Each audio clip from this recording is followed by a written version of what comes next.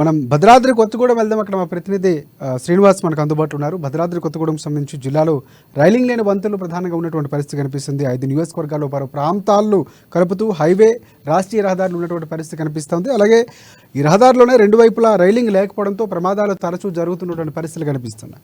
ప్రభుత్వం అంటేనే వంతెనలకు సంబంధించి రైలింగ్ ఏర్పాటు చేయాలని కూడా అక్కడ స్థానిక ప్రజలు కానీ ప్రయాణికులు కానీ ప్రధానంగా కోరుతున్నటువంటి పరిస్థితి కనిపిస్తుంది. సో దానికి సంబంధించి పూర్తి అప్డేట్స్ అందిస్తారా శ్రీనివాసరావు? చెప్పండి.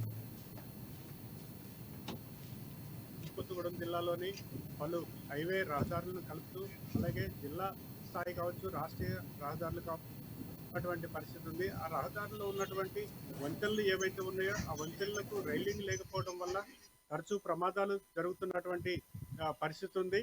తెలంగాణ రాష్ట్రం ఏర్పడి 10 సంవత్సరాలు పరిపాలించినటువంటి బీఆర్ఎస్ ప్రభుత్వం ఆ దిశగా ఆలోచించకపోవడం వల్ల గతంలో బూర్గంపాడు మండలం కిన్నెరసాని వాగు వద్ద ఉన్నటువంటి అంటే కుక్కునూరు వెళ్ళేటువంటి రహదారిలో ఉన్నటువంటి కిన్నెరసాని వాగు పైనుంచి దాదాపు ఒక 100 అడుగుల లోతులో పడిపోయినటువంటి టాటా మ్యాజిక్ ఆంధ్ర నుంచి పశ్చిమ గోదావరి జిల్లా నుంచి వచ్చినటువంటి రాములవారి దర్శనం చేసుకోవడానికి వచ్చినటువంటి భక్తులు ఎవరైతే ఉన్నారో వారు తిరుగు ప్రయాణమైనటువంటి నేపథ్యంలో వారు ఆ ప్రమాదానికి గురై అంటే ఆ లోయలో పడిపోవటం వల్ల దాదాపు ఒకే కుటుంబానికి చెందినటువంటి ఒక 5గురు ప్రాణాలు కోల్పోయినటువంటి పరిస్థితి ఉంది.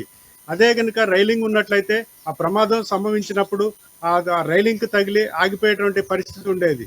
కానీ ఆ ప్రమాదం జరిగిన తర్వాత కూడా ప్రభుత్వం కానీ ఆ యొక్క సంబంధిత శాఖల అధికారులు కానీ ఆ దిశగా ఆలోచించకపోవడం చాలా దయనీయమైన పరిస్థితి ఉంది.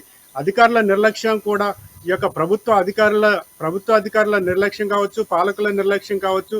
తరచూ ఇలాంటి ప్రమాదాలు సంభవించినప్పుడు ప్రాణాలు పోతున్నా కూడా ఆ దిశగా ఆలోచించడం లేదని చెప్పేసి ప్రజల నుంచి ఆరోపణలు వినిపిస్తున్నటువంటి నేపథ్యంలో ఈ యొక్క జిల్లాలో ఉన్నటువంటి 5 నియోజకవర్గాల్లో ప్రధానమైనటువంటి రహదారుల్లో ఉన్నటువంటి ఈ యొక్క ఏవైతే వంతెనలు ఉన్నాయో వంతెనలకు భద్రాద్రి కొత్తగూడెం జిల్లాలో ఉన్నటువంటి భద్రాచలం గోదావరి వంతెనకు మినహాయించి మిగతా చోట్ల కొన్ని చోట్ల ప్రధానమైనటువంటి వంతెనలకు ఈ యొక్క రైలింగ్ లేకపోవడం ఈ యొక్క చాలా దయనీయమైన పరిస్థితి ఉంది. అలాగే కొత్తగూడెం భద్రాచలం ప్రధాన రహదారిలో ఉన్నటువంటి ఈ యొక్క కిన్నెరసాని వంతెన ఏదైతే ఉందో ఆ యొక్క వంతెనకు బొంగబడినటువంటి పరిస్థితి ఉంది. ఈ యొక్క బొంగబడినప్పుడు గత వర్షాలప్పుడు బొంగబడి ఈ యొక్క రహదారిని రాత్రి సమయంలో పూర్తిగా ఆఫ్ చేసినటువంటి పరిస్థితి కూడా ఉంది. అయినా కానీ ఆ దిశగా ఆ యొక్క వంతెన వద్ద పడినటువంటి బొంగను పూడ్చడానికి కూడా ఆ యొక్క శాఖ అధికారులు నిర్లక్ష్యం వహిస్తున్నటువంటి పరిస్థితి ఉంది. ఇలాంటి ఈ యొక్క తప్పిదాలు అధికారుల యొక్క తప్పిదాలు ఉన్నటువంటి పరిస్థితుల్లో ఈ యొక్క ప్రయాణించేటువంటి ఈ యొక్క రహదారుల్లో ప్రయాణించేటువంటి ప్రయాణికులు కావచ్చు, వాహనాలు కావచ్చు, ఈ యొక్క ప్రమాదాలకు సంభవించినప్పుడు ప్రాణ నష్టం జరగకుండా తీసుకోవాల్సినటువంటి జాగ్రత్తలు ఏవైతే ఉన్నాయో వాటిని నిమ్మకు నీరెత్తినట్టుగా అధికారులు వ్యవహరించడం వల్ల ప్రజల ప్రాణాలు గాల్లో కలుస్తున్నటువంటి పరిస్థితి ఉంది.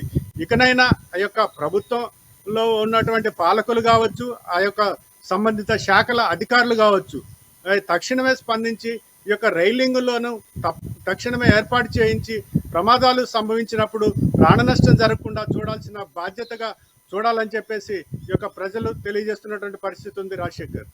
Right. Thanks for updates Srinivasarao.